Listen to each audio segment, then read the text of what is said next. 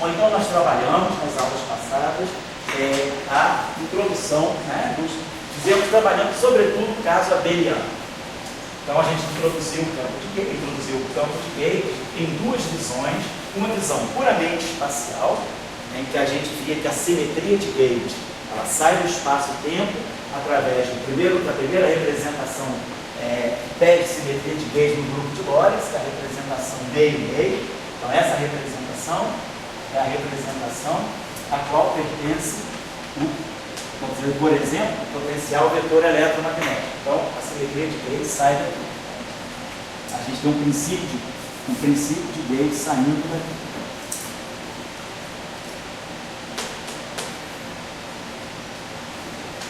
Nós não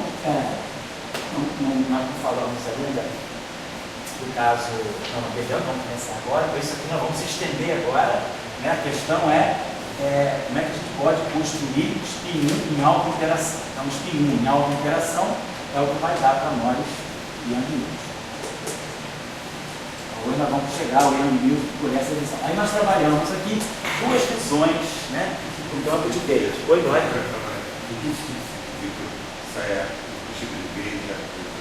O princípio de Gauge sai da representação porque esse campo é puro spin 1. Tem o spin 0 e o spin 1. E aí a gente vê que automaticamente, quando a gente impunha a propagação de um spin 1 de massa nula, que era a parte transversa, daqui saía a equação básica de Maxwell, né, a lei de Gauss de Maxwell, e aí o princípio de Gauge estava aqui, e aí a gente sabia que esse princípio de Gauge é o que elimina o spin 0. Eu vou colocar isso para vocês mais tarde com a supersimetria também. A supersimetria é exatamente essa situação. Você não precisa imaginar que a supersimetria é uma simetria à parte, uma simetria que não era esperada. Eu colocaria que o espaço de Minkowitz ele é rico o suficiente para já trazer para nós a semente da supersimetria. Quando a gente for fazer o caso da representação de spin 3 meios. Quando a gente pegar essa representação aqui, e como a gente já viu nos nossos cursos, é a representação do spinor vetorial, essa representação ela contém um spin meio e um spin 3 meios. E aí, da mesma forma, a equação de campo ela sai automaticamente para o spin 3 meios e ela já traz a simetria de calibre que elimina o spin meio. Essa simetria de calibre é exatamente a supersimetria. Então a supersimetria ela já sai daqui dessa representação de Lorentz também. Depois, claro, a gente tem uma série de outros aspectos da supersimetria, parceiros, mas não é a maneira melhor de introduzir a supersimetria. A supersimetria ela já está esperando-se de ser descoberta na própria representação do meio do grupo de Lorentz. Oi? É uma simetria de Gauge. A supersimetria, aí ela tem a versão global e local, que nem a simetria 1. Ela pode ser global e local. Vamos dizer, pelo grupo de Lorentz, as simetrias começam sempre locais. Depois você pode ver a versão global dela. Então foi um pouco o que nós fizemos aqui no nosso curso. Nós descobrimos primeiro a simetria de calibre do campo AMI pela equação, que é no fundo a equação de Maxwell, que é a propagação do spin 1 de massa nula, e aí a gente acoplou com a matéria e fizemos depois o teorema de Meder na forma global, que foi uma segunda visão, e aí a gente viu que, mesmo que o parâmetro fosse local, eu já tinha aquela simetria de forma global, né? Nós fizemos o teorema de Meder com aquele alfa de x, então o primeiro termo era linear em alfa, o segundo termo demi alfa, o terceiro termo demi alfa. Então, se o alfa for constante, a gente tem um primeiro setor que me dava a corrente de Meder global. Então a gente redescobre a simetria global a partir da simetria local, certo? Essa é a visão que eu estou colocando. Não é a visão mais adotada, mas é uma visão assim, mais de princípio, para a gente entender. É mais fácil você construir uma teoria usando esse método, certo? Pois não. Quer dizer que a linha amiga, o amigo entre alfa, já está no meio. Ela sai daqui. Não precisa colocar isso na mão. Você tem esse problema e você diz, eu quero. Você nem sabe que ela existe. Você fala assim, meu problema físico é esse. Como é que eu descrevo uma equação relativística para falar de uma partícula de massa nula e com spin 1? Ou seja, eu tenho que tirar o spin zero. Então, quando você coloca esse T aqui, e você coloca a Mi transversa, quando você diz, eu estou localizando o meu spin 1 nesse objeto aqui, que é a Mi. Mi a Mi. Então, isso aqui é o setor de spin 1. Eu projetei o spin 1 daqui. No momento que ele está projetado, eu estou dando a propagação a ele de massa nula. Então, daqui, automaticamente, essa equação, ela se reverte. Dessa forma, essa equação está de forma não local. Por quê? Isso aqui é um operador de projeção, tem um devido sobre D'Alembertiano. Essa relação aqui, como a gente está vendo aí nos nossos cursos, né, de método, ela é escrita desse lado. Na verdade, essa relação é isso aqui. Ela é eta Mi menos ela é a Mi de x dividido de x, então, é a parte que tem o eta Mi que está aqui. Mas ela tem uma outra parte que é menos determinismo que D'Alembertiano. Então, ela é essa parte aqui. E aí aqui nós temos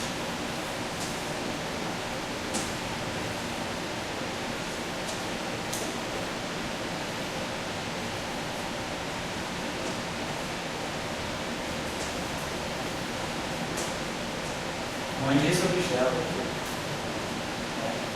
Esse objeto aqui. Ela nas coordenadas x. Essa aqui é a função de D'Alembertiano. Então, essa equação aqui, ela, vamos dizer, isso aqui já é a função de isso aqui é o 1 sobre D'Alembertiano. No fundo, isso aqui, tudo é o que a gente está dizendo. Dmi sobre D'Alembertiano, ali. É isso que está significando ali. Então, isso é o que eu extraio esse spin de uma forma não local. Essa equação, ela me restitui a forma local do campo. E aqui não tem nada de D'Alembertiano.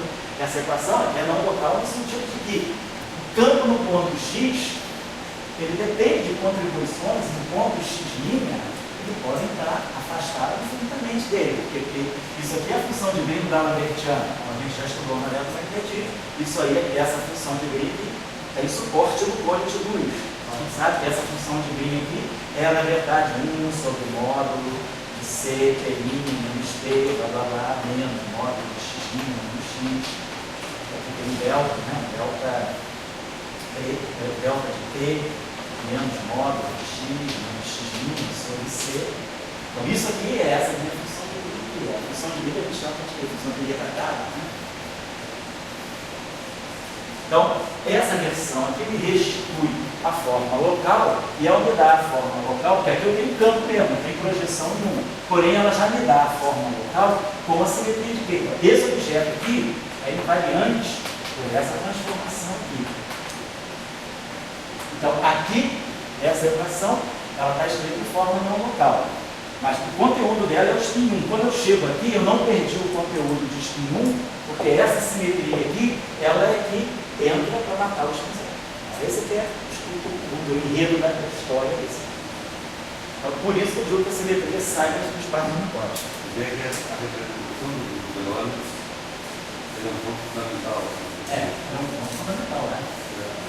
Mas vamos ver, o nosso curso chama Quantum Gráfico, daqui a pouco a gente está chegando lá, que é justamente quando a gente pegar essa representação aqui, e a representação do spin 0, spin 1 e spin 2, a gente vai querer fazer a mesma coisa. Eu vou querer fazer uma propagação, vou querer pegar um objeto de massa nula no spin 2. Agora vamos ver que nós vamos precisar pegar um campo aqui, que é um campo HMI transverso, igual a zero. Vamos saber o que é isso.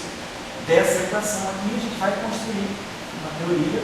Sai o princípio automaticamente dessa equação, quando eu digo eu quero ter um spin 2 de massa nula puro, ou seja, eu quero eliminar esse spin 0, eu quero eliminar esse spin 1, isso só é possível se a gente construir essa teoria com base nessa simetria aqui.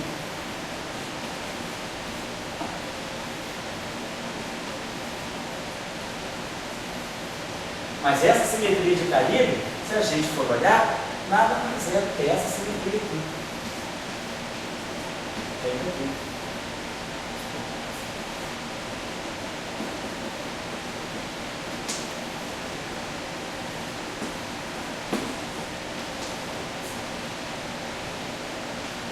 Ou seja, transformação geral de coordenadas. Ou seja, eu ganho a relatividade geral. Então, a relatividade, o princípio que fundamenta a relatividade geral, ele sai dessa representação.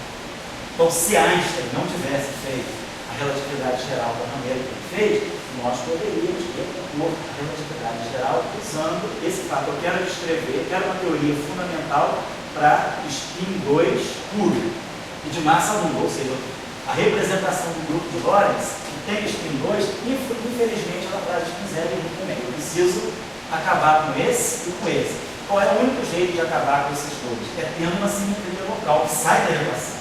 Essa simetria local é uma versão linearizada das transformações gerais de coordenadas. Essa é essa abordagem que a gente vai fazer para a relatividade geral. Vamos lá, fala aí. Eu entendo que o Deleuze de representação não apareceu. O meio é fundamental. A representação é uma coisa beleza para você. A pergunta é a seguinte: se cada representação do meio você, em vez de ter um campo, você dissesse, não, a representação ela deve ser associada a uma família de campos. Pode ser, Young Mills faz isso. Então, quer dizer, vamos fazer hoje. Deixa eu colocar. A pergunta tem muito assim, a gente está sempre buscando aí, você tenta fazer, qual é a equação fundamental? Será que Max é fundamental? Segundo você, Max, a teoria feminina, né? Ele é derivado do meio-meio. Então, do meio-meio se tira de mim, é de mim. Então, ele entra como fundamental por causa do meio-meio, é mais uma coisa básica, né? Daí, se você tivesse uma família, então, você vai ver que você vai ter uma equação fundamental que não é de Max, que Max tem seguido. Então, a pergunta que vem é o seguinte, o que é mais importante? Os filhos que tua mãe pariu ou cada um individualmente? Então, o meio é uma mãe que pare diversos filhos. E aqueles filhos são como fossem um irmão. Então, esse seria o sentido mais fundamental da unidade. Então, essa unidade que a gente fala, eletrofraca, que você tem um ali, fóton, digamos, com o W, CCR, uma, digamos, o fóton ser eletromagnético, essa separação, será que, em vez desse tipo de unificação, vocês aí seguem, eu falando, entendeu? Será que não teria uma unificação mais primitiva dos filhos que a mãe pariu? Quer dizer, o fóton, estariam na mesma representação meio e meio, daí você vai buscar uma equação fundamental e aí começa uma história a ser desenvolvida. Eu acho que, eu só estou falando disso porque eu acho que o teu curso é bem centrado na representação do grupo de Deleuze. Está centrado no espaço-tempo. E daí, o que a gente pode, vamos dizer, ver adiante? Então, será que você tem uma equação mais fundamental que a de Marx? Você só tem um campo a mim? Não. É de Marx. Vamos ver, exatamente. Você não está combinado, não. Você está abrindo justamente a chave para a aula de agora. O que nós vamos fazer agora? Ao invés de eu pegar apenas isso aqui, vamos dizer, isso aqui nos dá o eletromagnetismo. O eletromagnetismo de Maxwell, a eletrodinâmica de Maxwell, a QED, desquantiza, elas estão saindo daqui, elas estão ligadas a essa representação daqui, está saindo o eletromagnetismo clássico e a eletrodinâmica quântica. Agora a pergunta é, e se ao invés de eu colocar apenas um campo, eu poderia, como você está falando, colocar uma família, suponhamos que eu tenha diferentes, né, um conjunto, vou chamar de um índice. Eu coloco um conjunto I que vai denotar os ciclos, né? Posso colocar esse mais de 1 até N. Um número N de campos que estão compartilhando a mesma representação. Todos eles, o AN1, o AN2, até o AN, todos eles estão na mesma representação. Então tem uma representação a qual eu associo esse índice aqui que vai designar diferentes famílias. Obviamente, eu poderia, com tudo que nós fizemos até agora, se cada um deles, para cada índice, para cada I, aparece um spin 0 e um spin 1. Então, se eu disser, eu quero tirar, eu não quero que nenhum setor I carregue spin 0. Então eu vou fazer a mesma coisa que nós fizemos até agora. Coloco o que eu quero ter da lambertiano para me dar a massa nula, coloco lá transverso I, para cada campo I, eu vou tirar a sua parte transversa, vou querer que isso seja zero. Então isso vai dar para mim um conjunto desacoplado de N equações de Maxwell, que vai dar para mim DI, F, I, igual a zero. Então eu tenho N Maxwell. Então, N fótons, né, no princípio, livres. Agora a questão justamente é essa. Esses objetos podem interagir, como você falou, são todos filhos da mesma mãe. Bom, mas será que eles são uma família? Ou é uma família de gatinho? Depois você dá um para cada um. Todos se separam. Ou esses N filhotinhos vão poder conviver na mesma família, crescer juntos, se amar e se odiar, como acontece em todas as famílias. Será que vocês vão interagir? O importante é o sentido de. Porque a gente ainda tem palavras-chave, né? Unificação. Sim. Essas palavras a gente deve sempre observar, né? Como ela acontece na teoria. Então, será que não vê? Quando o Marx fez a unificação, faz sentido, o que era a ideia? Uma carga elétrica está parada, o envolvimento se gera campo elétrico magnético. Então, a mesma coisa, tem apenas uma. E essa unificação é muito forte. Elipsorais, mas daí você entra na interação prática, eletromagnética, prática, né? As coisas não são bem assim. Nós somos nessa. E daí vem a unificação terrestre. A unificação é uma palavra assim que. Não, a unificação é muito ampla. O que significa unificar e tem diferentes formas de unificação. Para nós, aqui, vamos dizer, a unificação para nós estamos fazendo a reunificação. Mas o que nós estamos plantando é a ideia de que a unificação significa origem, uma origem comum. Não significa que as coisas se confundem entre si, que elas necessariamente estão escrevendo a mesma coisa. A interação eletromagnética tem características completamente diferentes das interações práticas. Coisas completamente diferentes, né? Quando o próprio nêutron decai, ele não dá choque. Mas ele te manda energia nuclear e te dá câncer, né? Quando você mexe na tomada, você leva um choque. Então são duas coisas diferentes. Agora, a origem é a mesma. Então a unificação para nós significa, no fundo, a busca de uma origem comum. Por exemplo, diferentes interações. Será que a interação, qual é o problema que nós estamos tendo até hoje? É buscar uma origem comum da interação gravitacional. Mas a gente viu, a interação gravitacional, ela está no espaço comunitário. A base dela está ali. Se nós não estamos conseguindo unificar, é porque talvez o caminho não seja o que nós estamos seguindo. Mas significa que, de alguma forma, tudo tem origem no espaço. A nossa proposta é que a origem das simetrias internas, ela possa vir, vamos ver agora, se eu caminhar um pouquinho, vamos ver uma proposta. Não estou dizendo que é a única, mas uma proposta. Nós entendemos que eu posso construir Yang Mills a partir do espaço. Essa é a proposta. Desde que eu suponha que eu vou querer ter uma família de spins 1 que eventualmente podem não interagir. Por enquanto eles estão livres. Então eu coloquei uma família de N spins 1. Agora eu tenho certeza que é spin 1. É essa equação. Isso me garante que o spin 0 saiu. Claro, já está implícito aqui. E para cada a gente está encontrando uma origem que é campos sob a mesma natureza do grupo de óleo. Essa coisa que se chama de espaço-tempo, como a invariância da luz. A invariância da luz, ela permite não apenas no espaço-tempo, mas produzir campos com a mesma natureza. Sim, sim. Então, esse é o ponto que a gente está argumentando. É isso. Você, do meio, você produziu aquele anilha, significa campos com a mesma natureza, isso vem da invariância da luz. Isso que está vamos fazer o seguinte, vamos adotando essa ideia, aí só para, é uma outra formulação, na aula passada, nós fechamos a formulação da aula passada, dizendo que nós podemos formular mesmo a teoria de Maxwell, chamado formalismo de primeira ordem. Então vamos adotar a formulação de primeira ordem, que ela vai ser muito útil também na gravitação.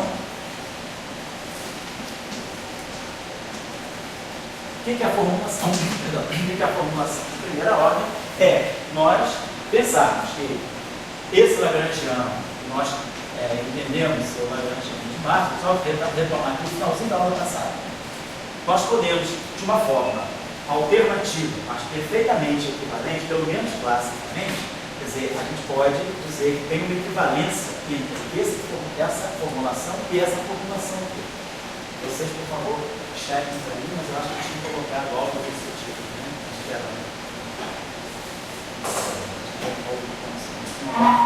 Já dei uma checadinha para mim, por favor, né? Algo desse tipo. FMI, vezes BMI, pelo menos aqui. Aqui tem no final da aula copiado duas coeficientes que nós colocamos aqui, 0,4, menos 1,5, 0,5, e na copiada para fazer o cálculo. Finalzinho, para deixar até como vocês pensaram que para no final da aula passada. O meio, menos meio, pá. Obrigado. Tá legal. Menos meio, não sei se já fecha a coeficiente para nós. Na aula passada a gente botou um alfa em beta e depois acertou. Vou botar logo o coeficiente. Menos o quarto disso, mais o meio. Então eu estou dizendo o seguinte, não sei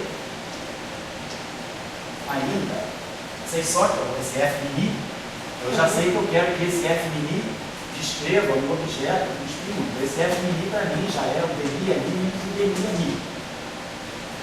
Mas eu não estou colocando F-mini ao quadrado, eu estou colocando um campo chamado campo auxiliar, que não tem uma propagação, olha para ele, de ver que não tem uma propagação, ele é algébrico, no lagrangiano, então esse campo A, então eu tenho dois campos acoplados aqui, o campo A, campo vetorial A, ele está mixado, né? Ele está misturado com o campo tensorial BMI. Os dois não têm relação, mas estão formando essa densidade lagrangiana. Eu sei que o meu amigo, ele aparece no FMI dessa forma. Então, vou repetir o cálculo, a aula passada, o que a gente faz o princípio, vamos tirar as equações clássicas. Vamos ver classicamente por que esse sistema é equivalente aqui. Então, classicamente, tirando as equações, varia B. Vamos variar BMI. Então, aqui vou variar BMI, e aqui eu vou variar o BMI. Então, variando BMI, tirando a equação de Euler-Lagrange para o B, fazendo o princípio variacional para BMI. Esse termo aqui, ele vai dar um fator 2, porque isso aqui está ao quadrado, vai ficar BMI, delta mini. Então, eu já vou fatorar, né? Vou fatorar já um delta BMI. Então, ficou o fator 2, aparece fica BMI. E, ao variar isso aqui, a gente vai dar um delta BMI. Esse delta BMI vai ser menos um quarto, igual a um quarto. Então, vai ter menos um quarto de FMI. Quando eu coloco esse delta BMI aqui, né? Eu fiz o princípio variacional aqui, isso aqui já era assimétrico, e esse cara aqui também já era assimétrico, então eu não precisamos antes utilizar. Então a equação de Euler-Lagrange para BMI me diz basicamente que o BMI é um quarto de FMI. Então, classicamente, esse campo é o campo auxiliar, e eu já fixo ele pelo FMI. Então, se eu souber FMI, eu sei BMI. Aqui. Agora, vamos fazer o princípio variacional do A. O A não está aqui, então isso aqui não tem variação. Quando eu variar em relação ao A, eu vou ter dmi do delta I menos dmi do delta nu. Tudo sempre. A gente faz a integração por partes. Esse termo vai dar um fator 2. Então, a equação que eu fizer o princípio variacional, quando nós fizermos o princípio variacional do A, nós vamos, quando fizer o delta I, a equação que eu vou ganhar é dmi do BMI igual a zero. Então, essa é a informação clássica que nós temos pelo princípio de Euler-Lagrange do campo. E aí, claro, BMI a menos de um fator é o FMI. E a equação que sai daqui, então, se eu substituo aqui o BMI pelo que a equação me dá, tem um fator 4, que é completamente irrelevante. Isso aqui é igual a zero. Então, nós ganhamos a equação de Maxwell aqui. Eu recompõe a equação de Maxwell. Se eu jogo isso no lagrangiano, então nós tínhamos lá, posso esperar menos um meio, menos um meio,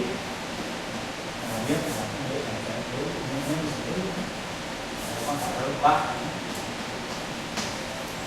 Do F mil ao quadrado, do F mil mil.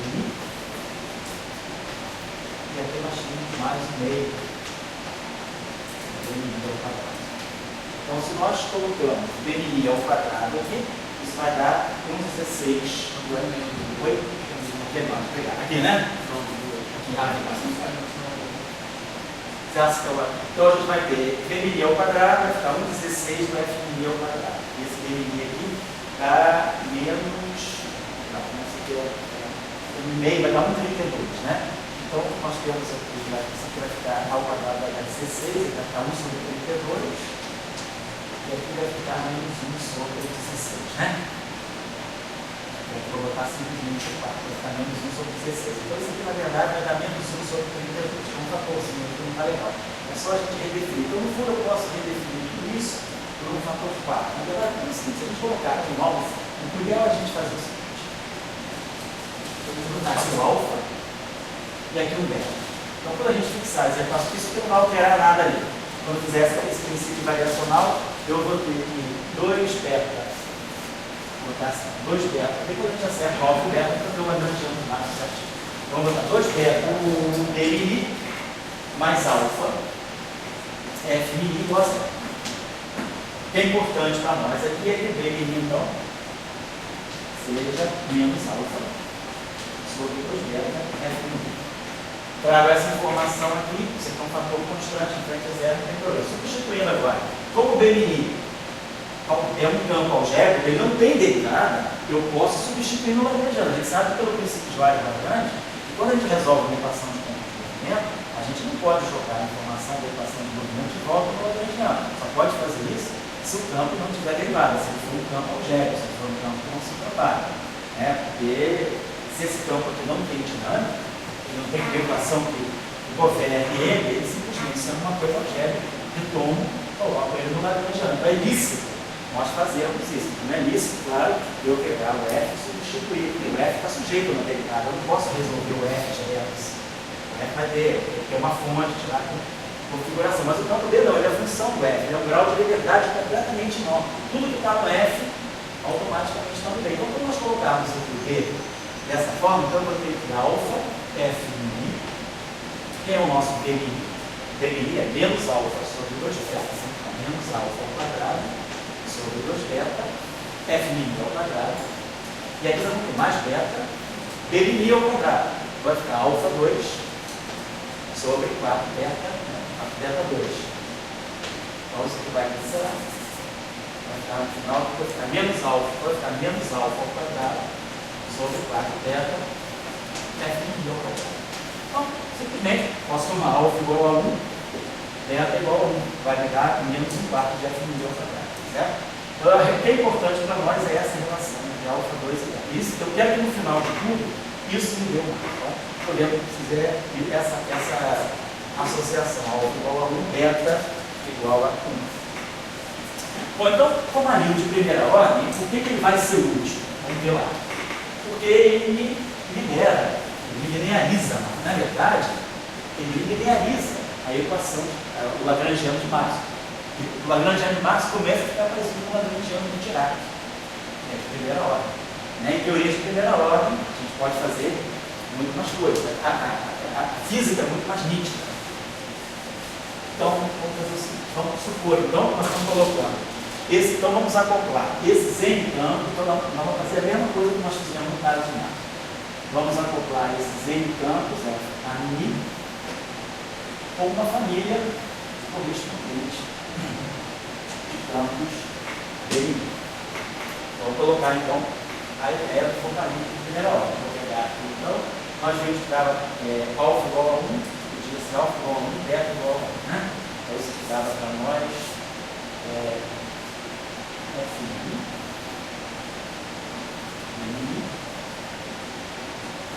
mais DMI ao quadrado.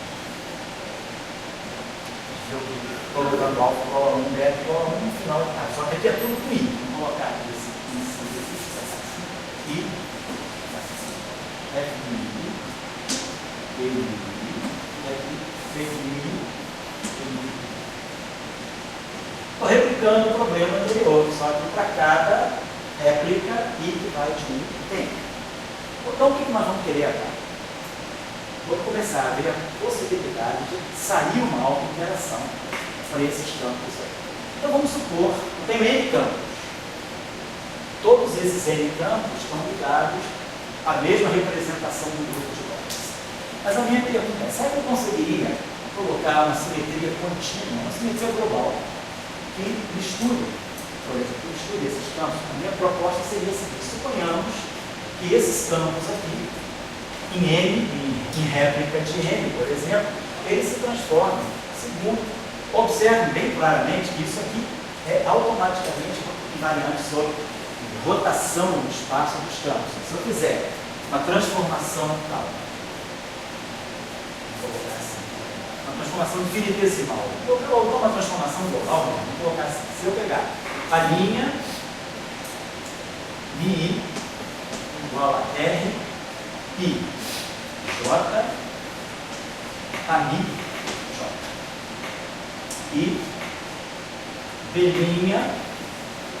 I igual a R I J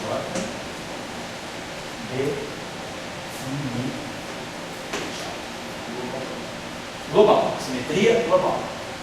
Qual é a condição para que aquilo ali seja invariante? Se é tudo global, aquela derivada que está em cima do A dentro do F menino, vamos cortar. A condição é que R I kappa R I, eu vou colocar R I kappa A I kappa R I N B I N. Então vamos ter algo desse tipo. Eu quero que esse tempo seja invariante.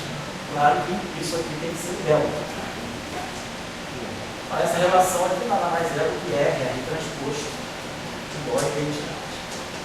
E a mesma coisa acontece ali. Claramente, se eu tenho N campos reais satisfazendo a essa condição, eu tenho uma simetria contínua, uma simetria do tipo S a N.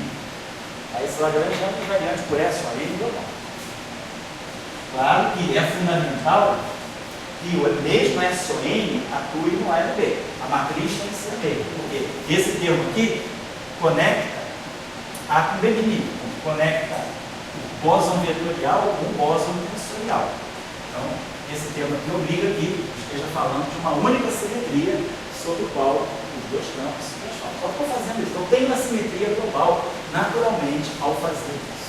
Não estou dizendo que esse caminho é único, estou só mostrando um modo da gente poder gerar interação. Se essa simetria global é uma simetria do tipo N, nós sabemos como é que eu posso escrever a versão infinitesimal disso. Isso significa que essa matriz R deve ser exponencial. Vamos colocar aqui um meio. Não posso colocar parâmetros, uma transformação unitária, não sei como representar isso unitariamente, tá? Isso aqui pode ser representado. Tem um conjunto de parâmetros, vamos chamar de parâmetros ômega A, GA e J. Esse aqui é o meu R e J. Então, claro, fazendo a coisa infinitesimalmente, eu vou ter delta J. E aqui eu tenho um grupo S a N, nós sabemos que S a N tem N menos 1 sobre 2 geradores. Eu estou chamando de A. Então, esse A corre de 1 até N menos 1 sobre 2. Tá? Rotulando geradores de S a N.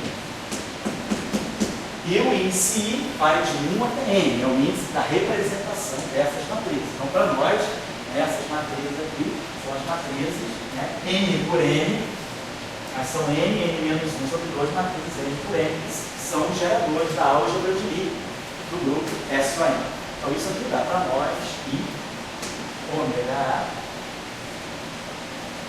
GA e J. É a transformação infinitesimal.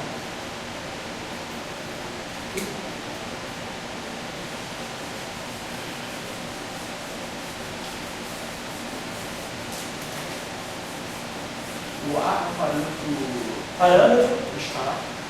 O A base pequeno? Não. Exatamente, são parâmetros escalares. São os parâmetros da função dos ângulos de Euler desse grupo SON. São N menos 1 sobre 2, então 4 está aqui, né? Então, os ômegas são os parâmetros reais, né, de SON. Específico, né? Não é só uma transformação de SON.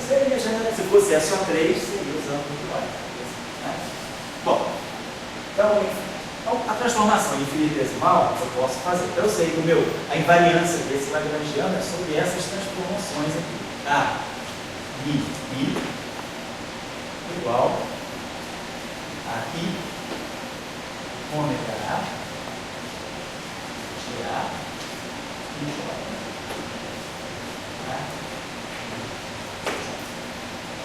E a mesma coisa vale para o chocolate.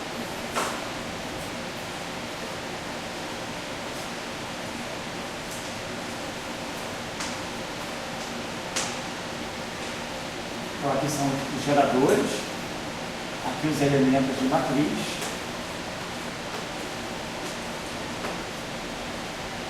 E a mesma coisa vale as transformações infinitesimais de elementos. Né?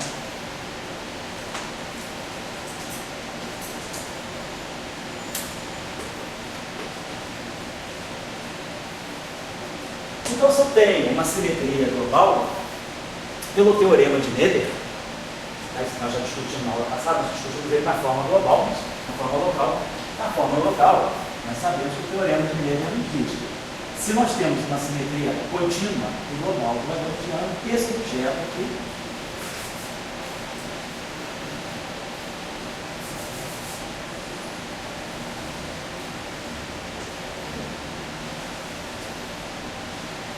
então vamos fazer isso para cada DI, A, I, delta, I, mais, L, E, I, delta, I, delta, então, essa grandeza aqui, sei. Essa grandeza aqui é conservada. Sei isso aqui é I ômega A, GA, IJ, ali J. Faço de forma semelhante, por exemplo, aqui são as transformações infinitesimais. Então eu posso escrever essa equação, sei que o DI disso aqui é igual a zero.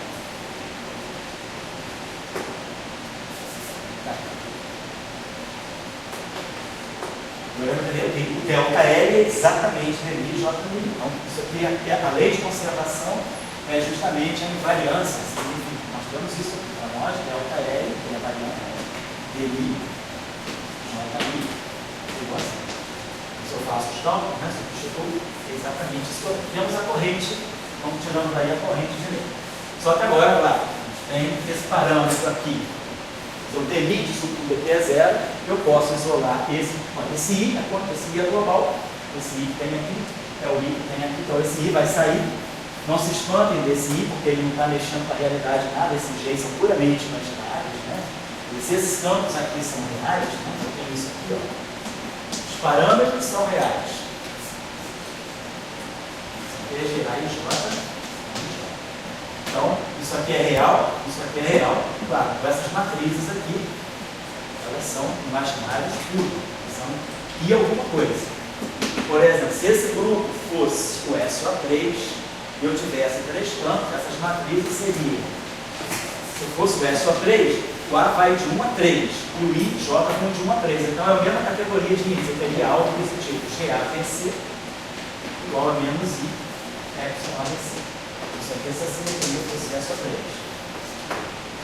E aí, campos transformando, três campos transformando sobre essa outra. Então, automaticamente, a teoria de grupos já me dá que esses objetos aqui são imaginários puros. Então, eu não perdi a relação de realidade, está perfeitamente.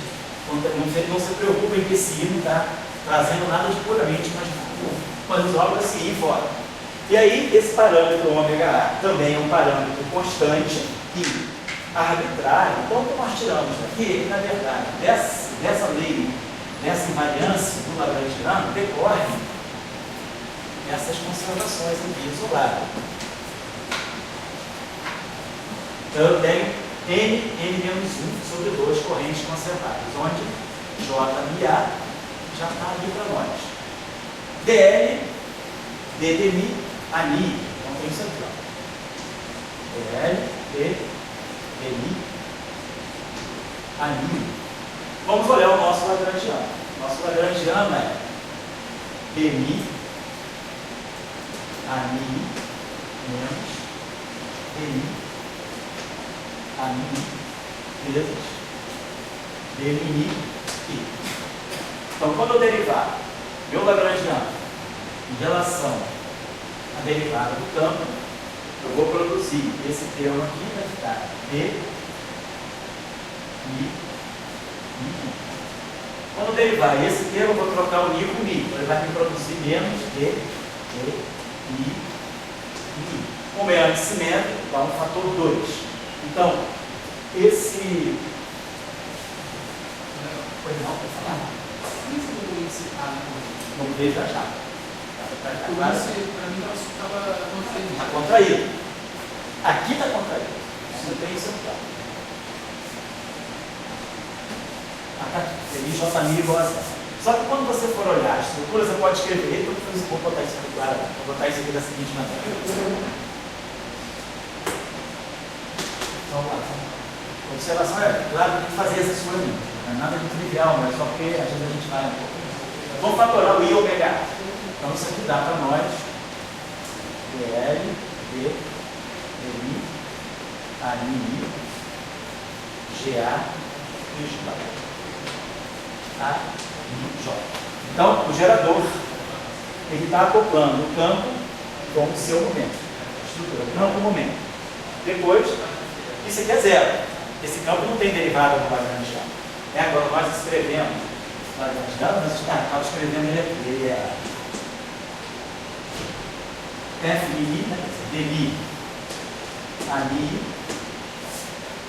menos DI, ANI, DI, mais DI. Vamos fazer o seguinte, para evitar esse fator 2, como aquele para nós, o que era importante aqui o alfa, né? A gente tinha alguma coisa que tinha o alfa 2, né? Sobre 4, beta, não é isso? Uma coisa assim, né? A gente estava tomando então alfa igual a beta igual a. Então, isso aqui é alfa igual a beta igual a. Então, o Pedro, esse é o nosso lagrangiano. Então, se você observar, então, esse termo aqui, B, não tem derivada, então isso é zero. Então, o Pedro tem dinâmica, termo para auxiliar. É a nossa ideia, a gente está vendo o formalismo de primeira ordem, ele é pouco usado, mas ele é importante por isso, ele facilita a vida, né? E dá uma teoria equivalente. Então, esse termo eu botei. Então, só tem o primeiro termo, DL, D, DI, ANI, A, então nós estamos escrevendo ele aqui. Então, ele deu para nós 2, E, I, I, I. Então, isso é o primeiro termo. Então, isso está dando para nós I ômega A, vou colocar assim. Vamos ainda deixar como está, vamos deixar dentro do ômega, vamos deixar o J ali. Depois é que eu vou chegar, vou fazer o passo intermediário. Então, o J ali nosso, está lá, ele é I ômega A. Aí, DL, DDI, ANI. Calma aí. 2, D, I, I, I. Aquela derivada lá. GA e J. Gerador.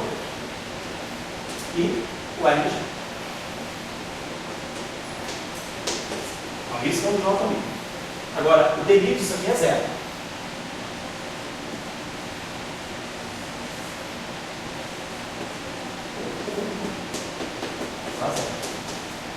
Como os ômega-A's são parâmetros constantes, são arbitrários, eu tiro eles da derivada, obviamente. E aí eu tenho, então, na verdade, uma classe, um conjunto de n-1 sobre 2 correntes conservadas. Quer dizer, esse JMA, ele é extraído do momento que esse parâmetro é constante, sai da derivada, vamos ver se o DI sobre o igual a zero, significa que eu posso, e esses ômegas são arbitrários, então significa que para cada A, eu vou ter essa equação aqui. Então eu tive uma corrente associada a cada gerador. É o teorema de Noether na forma clássica.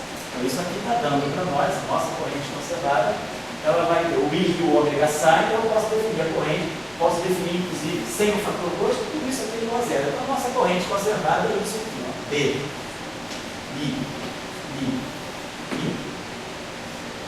O gerador, na corrente, acopla B com A. Então eu tenho um conjunto de N menos 1 sobre 2 correntes conservadas.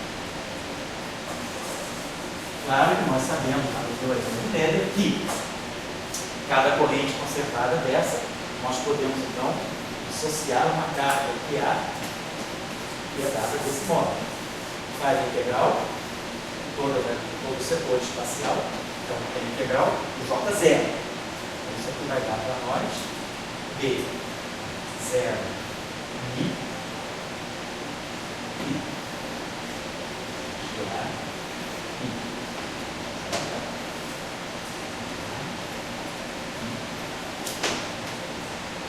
J é o índice de uma N, tem nada a ver com índice espaço-tempo. Mas como esse campo aqui é antissimétrico, se isso aqui é um índice zero, esse índice aqui só pode ser espacial. Então isso aqui vai ser um índice espacial, eu vou chamar de índice, no espaço do Minkowski a gente gosta de chamar os índices espaciais de J.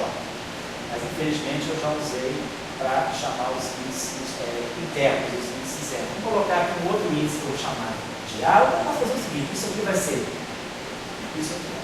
Posso colocar isso aqui vai ser uma parte espacial, isso aqui vai ser uma parte espacial. Eu posso escrever essa equação desse modo aqui. Tiro esse índice I, coloco isso aqui, tem um sinal menos por causa da métrica. Então, esse objeto aqui é como se eu tivesse isso aqui. Essa matriz aqui, é uma matriz de A. Então, para cada gerador A, eu tenho uma carga conservada DDT.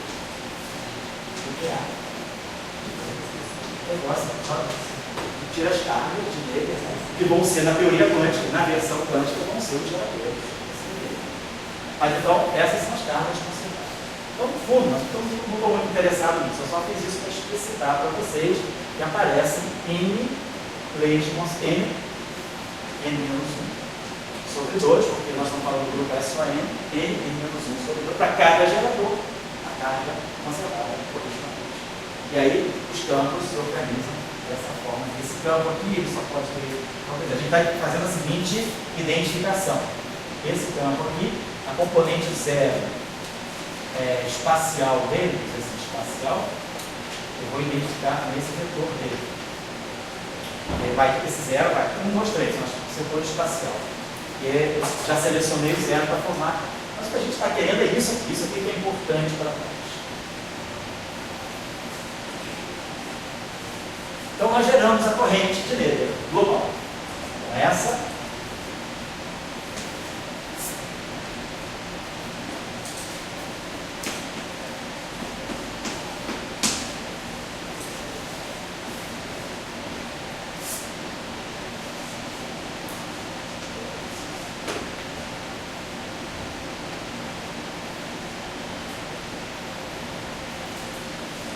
essa corrente, ela carrega o campo que eu quero.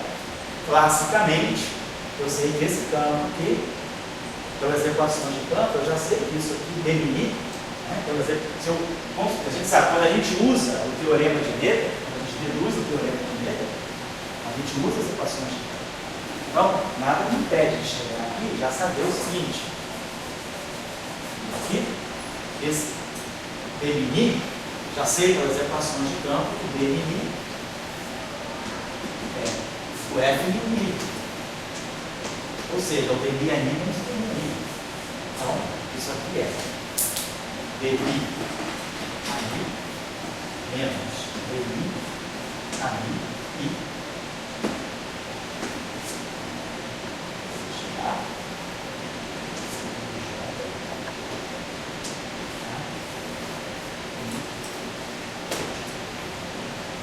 Então essas são as linhas correntes. A corrente depende só do lado. Quem conhece já, né, as raposas velhas aí, já conhecem a teoria de Young e Mills, sabe que eu já estou ganhando algo muito em cima. Né? Olha a base do trivértice de Young e Mills saindo. Ninguém falou de Young e Mills. Todo nível global, não tem nada. É só que o embrião está aparecendo. Estou só avisando, ó. Já foi fecundado. Vai ter um nenenzinho daqui a pouco. Tá? Tudo bem. Isso é só teorema de Miller e invariância. Vamos colocar física agora em cima disso.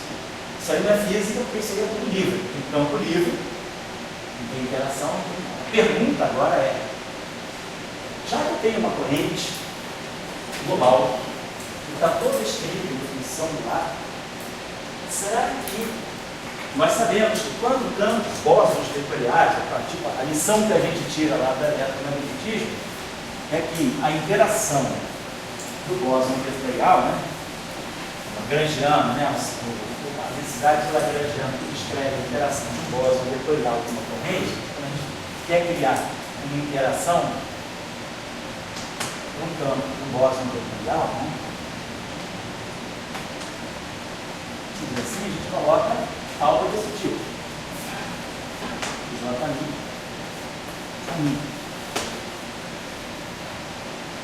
Então eu quero ter auto-interação. Eu quero esse campo aqui, de uma certa. Eu quero ver, será que esses objetos que estão carregando o spin 1, esses aqui são os meus AMI?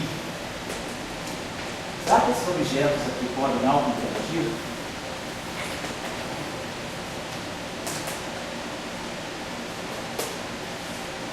Então, como é que eu procurei uma auto-interação deles?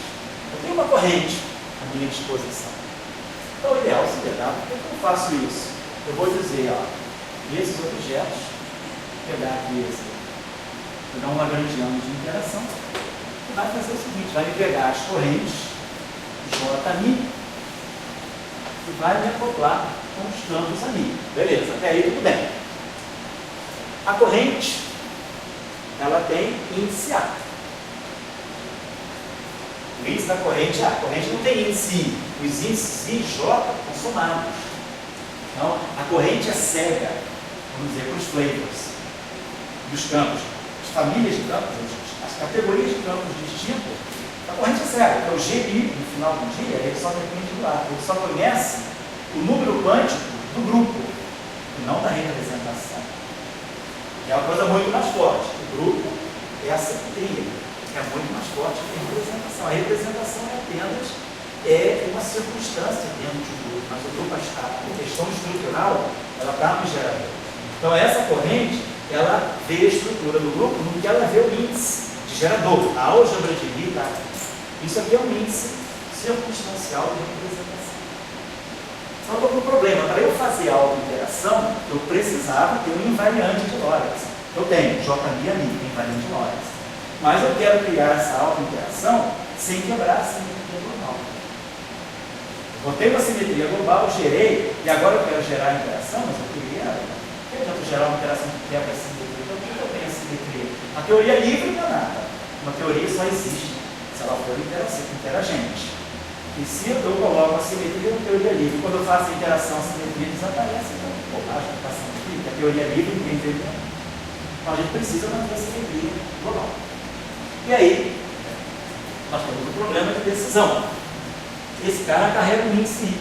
Ele não carrega o índice A. Ele está na representação do grupo. Mas esse cara carrega o índice do grupo. Então, é uma questão de escolha. O que eu posso fazer? Vou pegar um esquimó aí. Está muito frio, né? Daqui a pouco o cara vai. Quiser abrir um pouquinho. Abre um pouquinho, depois vocês ficam até com rinite aí, tem gente aí que está até com o Saulo está até com pneumonia, né? Mas não pode ser funcionado. Oi? Não deve ser pode ser funcionado. Não é para dar funcionar, é cervejado mesmo. Ou então é onda gelada no mar, né? Depois surf, né? Depois está todo suado, vai pegar, surf. Obrigado, Luiz. Que aí refresca um pouquinho para você, né? Está realmente frio. Bom, então, o que a gente vai fazer? Só de julho. Isso, já está, você sabe, mas olha só, eu posso fazer, por que então eu não faço esse índice ser da mesma natureza? Esse aqui é o índice do grupo, da simetria. Esse é o índice da representação. Então, o que a gente pode fazer? Vamos dizer o seguinte, para que eu possa fazer uma autointeração, então, nós temos dois requisitos, né? duas necessidades, duas condições. Então, as duas condições que emergem, né? Duas condições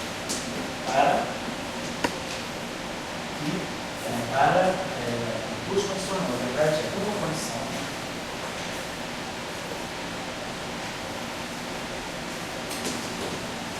Emerge para a autointeração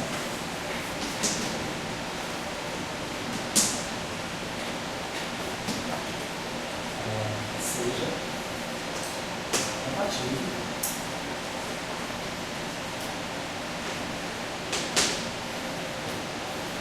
nesse caso significa invariante, né? Sobre a simetria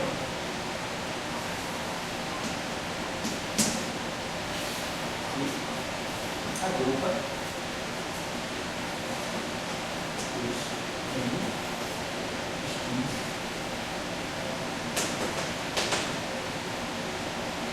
a condição é que o índice A colida com o índice I.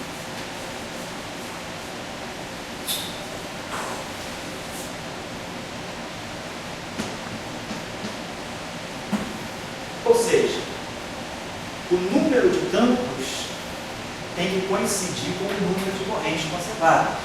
No caso do SON, né, o range do I, eu tenho N valores para I. Meu I vai de 1 a N, que é o índice da representação. E o meu A vai de 1 a N, N menos 1 sobre 2. Então, o que nós precisamos? Nós precisamos que esse número bata com esse. Então, eu preciso que o meu campo não carregue simplesmente o índice da representação. Carregue o índice do grupo, que é uma coisa mais forte. Então, eu vou querer, recomeço o meu problema dizendo o seguinte, ao invés de trabalhar com usar IIs, eu vou trabalhar com usar IIs. Ou seja, o que o Felipe falou, que é uma coisa que todo mundo sabe aí, né, recitar, mesmo que já ouviu falar, campos de Young Mills estão sempre na representação adjunta do grupo de Young. O que significa a representação adjunta ou a representação regular de um grupo de SUN? A representação adjunta, que a gente chama de representação também, o pessoal teoria de grupo chama mais de representação, o matemático chama mais de representação regular.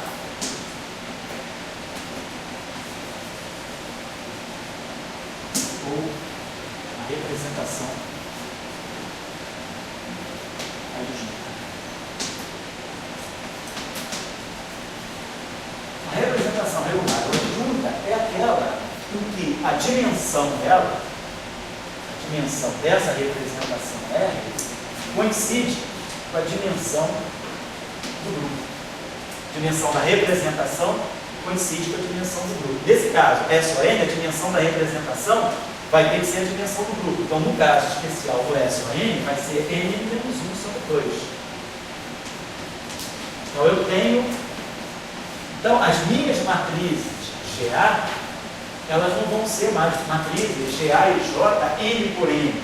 Elas vão ser matrizes GA, N menos 1 sobre 2, por N, N menos 1 sobre 2. Então, a matriz tem a mesma dimensão que o número de geradores, que é a dimensão do grupo. Só para fixar essa ideia. Então, se eu estou no caso do SU2, vou pegar o caso do SO3, que a gente está falando dos grupos SO. Se eu estou no caso do grupo SO3, essas matrizes aqui são GA, BC, igual a menos I, ABC. Então, são as três matrizes que representam rotações do espaço tridimensional. Né? São matrizes, então, tem três matrizes, 1, 2, 3, 3 por 3. Linha e coluna também vão de 1 a 3. Então, a representação regular ou adjunta é a representação em que o índice, que seria o índice de representação, ele ganha um status a mais. ele deixa de ser meramente um índice da representação e ele passa a ser um índice gerador do grupo. Então, ele está mais ligado à estrutura do grupo do que simplesmente a uma representação. Eu posso variar representações, posso pegar o grupo, eventualmente na física pode me indicar uma representação ou outra. Mas o campo de Gauge, ele é universal, essa representação. Vamos ver daqui a pouco, qualquer objeto e qualquer outra representação, ele vai ser capaz de conversar com os campos de Gauge, com os bósons vetoriais, porque esses bósons vetoriais, eles estão na representação adjunta, eles se acoplam com os geradores. E aí, quando você leva esse gerador para uma representação para outra ou para outra, o campo de Gauge vai junto. O campo de Gauge vai no vácuo do gerador. Então, ele interage com todas as matérias de todas as outras representações. É nesse sentido que o campo de Gauge tem uma certa universalidade. Tá? Então, a coisa vai saindo do que eu estou construindo. Né? Depois o Dória vai dar alguns comentários aí, né? Será que essa maneira é única? Será que é só esse jeito? Então, eu estou dando uma maneira mais terra-terra, que é eu estou casando, estou montando a minha casa. Eu pego a corrente e quero casar. Agora sim, eu posso. Eu tomei essa decisão aqui. Então, agora, isso aqui é o que eu escolhi. Então, eu posso agora escrever um Lagrangiano e falar, poxa, estou conseguindo não vai alguém for. Está dando uma mãe grupo com os gatinhos. Como é que é? Isso. Tinha os gatinhos, que é Isso. Estou Estou dando uma família. Isso. Agora eu estou dizendo. E aí vai dentro da luz. Isso. Aí você diz, bom, se seus campos podem ter gatinhos, eu falei,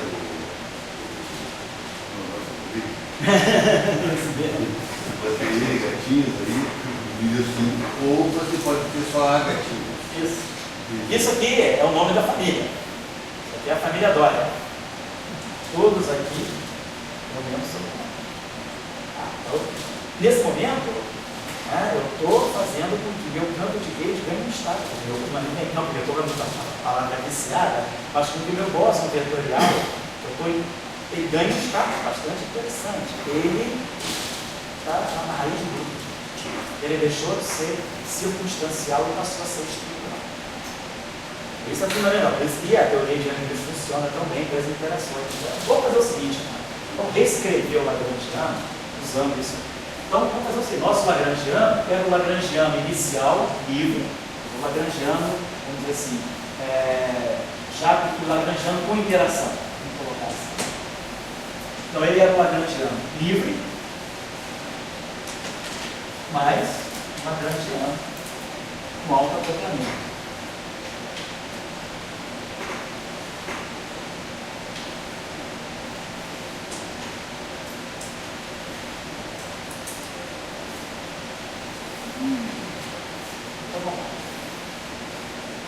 Então, é o Lagrangiano. Interação, ele vai ser o inicial, né, que era F no I.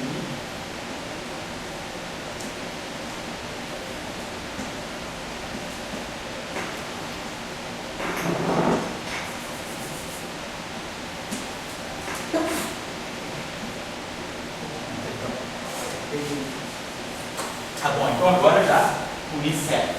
F linear, F do I.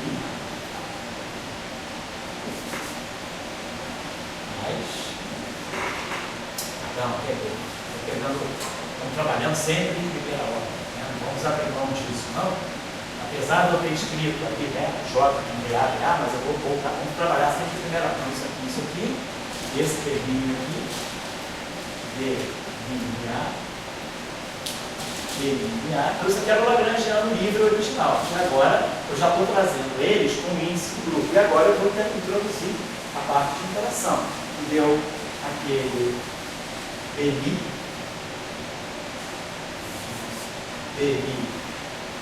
BI, tá?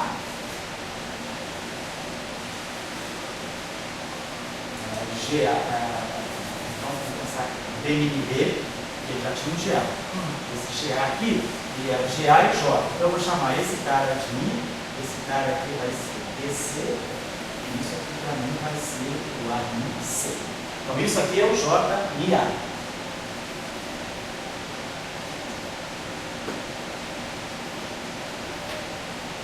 E agora, isso aqui vai estar interagindo, como a gente vê lá, o J, Mi, A, Mi. Isso aqui é a corrente.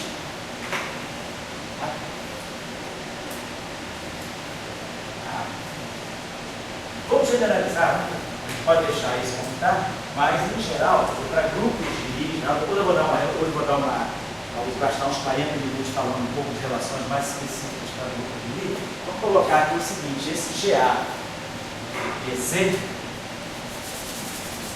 isso é um resultado geral das teorias dos grupos de RI simples. Né? Os geradores dos grupos valem para SON, vale para SOM, vale para os grupos simpléticos, vale para os grupos unitários, para os grupos ortogonais,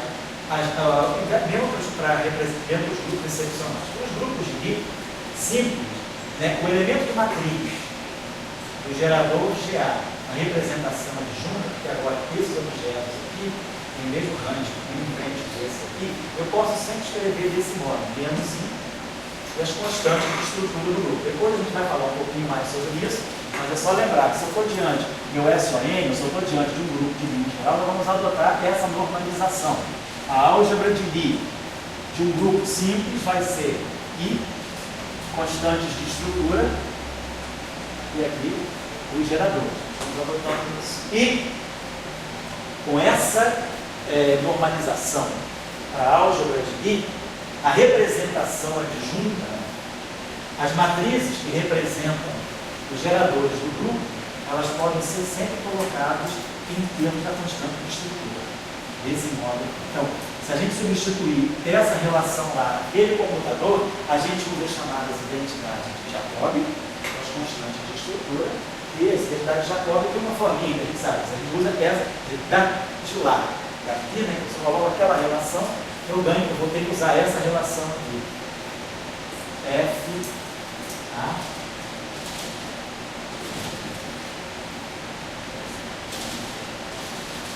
B, C, F, A, C, D, E, C,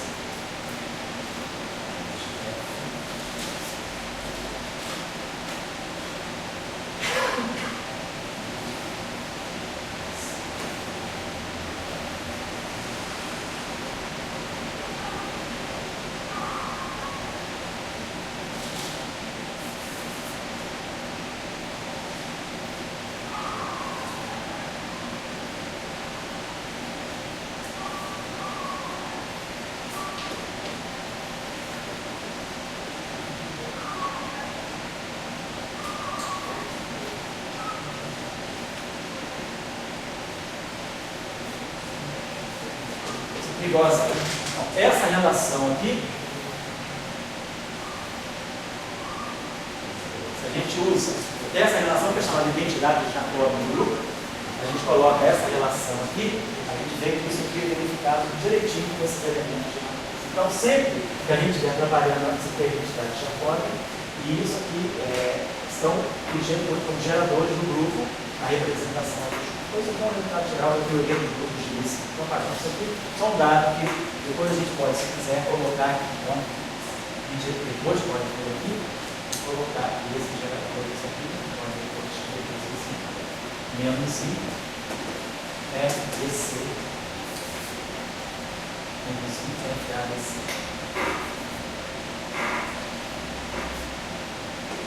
Não é importante isso. O que é importante agora? Eu modifiquei o Lagrangiano. Produzir um termo novo. Agora esse Lagrangiano interage. Agora eu tenho um campo de interação. Se eu quiser tirar as equações de Euler-Lagrange agora, vou tirar a equação de Euler-Lagrange agora para o DMI. Vou variar o DMI aqui. Esse F mini que está aqui, vocês estão lembrando? Deixa eu apagar isso aqui só para lembrar. Esse F mini, vou colocar aqui. Esse F mini que está aqui, sem perder, né, a conexão com o início, é DMI, A, menos o DMI, então esse campo aqui,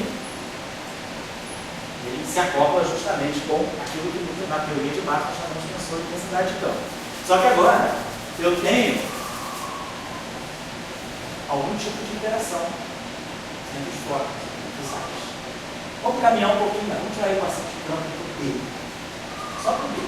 Olha lá, eu produzi um novo lagrangiano no decreto. Eu falei, vou produzir um novo lagrangiano, porque já que eu tenho uma corrente conservada e tenho esses campos aí, o campo Bosman vetorial se acopla com corrente vetorial, vamos acoplar. E aí eu vi, eu posso acoplá-los desde que o campo vetorial então, esteja na chamada representação de junto. Então, o que significa isso? Voltando às nossas leis de transformação, significa que o delta A, I, A, que antes era delta A, I, I, era I, ômega A, G, A, I, J, A, I, J. Era isso que nós tínhamos no início. Agora nós dizemos, não, esse índice I virou índice de mesma natureza que o índice do grupo. Então chama isso aqui de B. Então vamos chamar o I de B. E o J de C. Mas esse cara aqui agora, se isso aqui é representação adjunta de um grupo de I, eu posso usar aqui isso aqui e isso aqui. Então menos I que I dá 1. Então agora a lei de transformação está ficando assim. Delta A Mi B é ômega A F A B C A Mi C. Então essa é a lei de transformação desse campo global. Nada aqui é local. Ômega não depende de X. Eu não fiz simetria global. Vamos simetria global. Ou seja, isso aqui é F A. Deixa eu colocar essa F A B C. Ômega A Mi C. Só para organizar aqui, ele tinha esse índice B, esse aqui, eu vou trocar A em B. Então fica B, AC igual ao sinal baixo. A constante de estrutura é completamente antecipada. Então ficou delta A B menos FB, AC, então a constante de estrutura acopla o parâmetro com os campos. Então, a transformação. Então essa é a transformação global. Depois, né, eu identifiquei o meu campo na representação de junto. Isso significa que o campo está na representação de junto. Significa que a lei de transformação dele é feita com a constante de estrutura do grupo. É uma outra forma de dizer quando é que o objeto, o vetor, o campo, que seja, está na representação de grupo. Eu já estou caminhando para o intervalo. Tá? E aí, vamos agora a nossa questão tá. Produzimos esse lagrangiano. Deixa eu apagar isso tudo aqui, que agora isso aqui foi só conversinha. Vamos voltar à nossa questão. Nós produzimos uma densidade de lagrangiano que agora tem autointeração. Então eu modifiquei o lagrangiano. A simetria global não mudou. A simetria global é a mesma. A minha pergunta é, se eu alterei o lagrangiano, eu tenho que rever a corrente. Eu introduzi a corrente, modifiquei o lagrangiano. Agora o lagrangiano modificado, se ele tem a mesma simetria, eu tenho que rever a corrente. Agora rever a corrente não será. Ele mudou. Tem termos análises. Então, vamos ver quem é agora esse. Ou seja, eu fiz uma interação, eu construí uma interação, ganhei uma teoria interagente. Dessa teoria interagente, se vocês substituírem aí as leis de transformação, a gente vai ver desse modelo modificado. Vamos botar aqui, então nós introduzimos justamente aquele JMA com AMA para não quebrar a simetria de gauge. Então, nós estávamos com o lagrangiano livre. Aí do lagrangiano livre, na primeira sequência, nós passamos então para o lagrangiano de interação. Só que esse lagrangiano de interação mantém a invariância.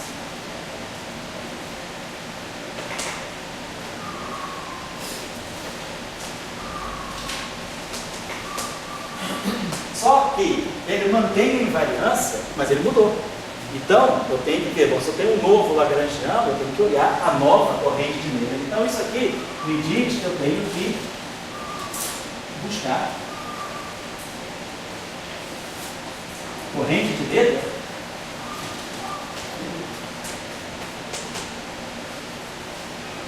correspondente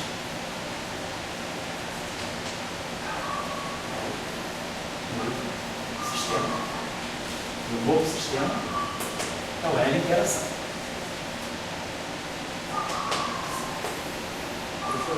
Oi? Esse termo aí que tem de a quando aplica a transformação, aplica um R para um D. Isso, só que a transformação você vai aplicar, você pode aplicar infinitesimais. Esse termo aqui, só para a gente botar aqui o Henrique, observe o seguinte, eu poderia escrever esse termo da seguinte maneira. Aqui eu tenho um gerador. Então vou botar o que você falou. Então isso aqui está dando para mim FABC B. Vou botar assim, AMIA B. Mi. A. Mi. C. Tá? Coloquei isso aqui. Tá? Então, se eu quiser fazer as transformações agora, eu vou ter que transformar o delta disso, que é FA, blá, blá, blá, vezes Z. Vou transformar esse, eu falo delta disso, vezes isso, vezes isso. Vou fazer as transformações infinitesimais. Mais isso, vezes a transformada disso, vezes isso. Mais isso, vezes a transformada disso. Vão aparecer sempre produtos de grupos constantes de estrutura. No final do dia, o que vai estar em frente ao teu tema é a identidade chacota. Tá? Então, é o que eu discutiu para a teoria de grupo. Tá? Parecesse se a gente só botasse a direita, o leste, a transformação finita. Vamos escrever isso de uma outra forma, então. Parece que deveria ser que não seria número, né? Se fosse o 2, seria R catastrófico com R identidade. Isso aqui é o seguinte. Esse termo aqui, na verdade, é isso aqui. Então, tarefa de teoria de grupo. Tarefa 1. Não estou escrevendo mais as tarefas, não. Só escrevo no curso eletromagnetismo, porque o pessoal é mais criança, né? O pessoalzinho do mestrado precisa escrever tarefa 1. Vocês são grandes. Tarefas vão sendo ditas. Tarefa 1, quem quiser. Faça as transformações infinitesimais, que o Henrique sugeriu, e mostre que esse termo é invariante quando eu faço o delta A, MA, usando F, A, B, C, ômega B, blá, blá, blá, e a mesma coisa do delta mini. Então, vocês vão ver que vai aparecer um delta aqui, um delta aqui, um delta aqui. Sempre tem esse F, então vai sempre aparecer o produto de dois F. Então, vocês vão catalogar um termo que vai ter FF, mais FF, mais FF, vezes esse termo, vezes o próprio. E aqui vai identidade Bianchi, Jacob, etc. Então esse termo é invariante dessa forma. Uma outra forma mais inteligente que é, você quer ver as matrizes. Uma forma de você ver as matrizes é tarefa 2. Mostrar que esse termo aqui pode ser escrito desse modo. Traço do comutador de. Então vamos fazer o seguinte. Para isso você vai fazer a seguinte coisa. Vai pegar cada campo desse, o campo AMIA, ele tem o mesmo índice que o gerador do grupo. Você vai fazer o seguinte, vai pegar esse campo, vai associar o gerador e vai definir um campo matricial. Ou seja, esse campo é um campo que toma valores na álgebra de Lie. O que significa isso? Se eu fosse, por exemplo, SU2, significaria o seguinte, eu estaria pegando campos AMIA e multiplicando pelas matrizes de Pauli, que são geradores de SU2. Então isso aqui estaria dando para mim a seguinte coisa. Sigma 1 daria AMI1 menos IAMI2. Falando de SU2. AMI1 mais IAMI2 AMI3 menos AMI3. Então eu estou falando isso. Como eu tenho 3 campos, eu posso associar, fazer a saturação dos campos com geradores do grupo. Isso aqui, se fosse um grupo SU2. SU2 tem 3 geradores. As 3 matrizes do Pauli sobre 2. Então, isso aqui seria exatamente o que eu estou fazendo aqui. Se for SO3, quem são os geradores de SO3? Vamos botar a coisa explicitamente para fixar bem as ideias. Quem é o grupo SO3? Quem são os geradores do grupo SO3 na representação adjunta? Então, meu grupo SO3 tem 3 geradores, G1, G2, G3. Na representação adjunta. Então, cada gerador GA tem essa representação, menos I, epsilon ABC. Então, quem é o gerador G1?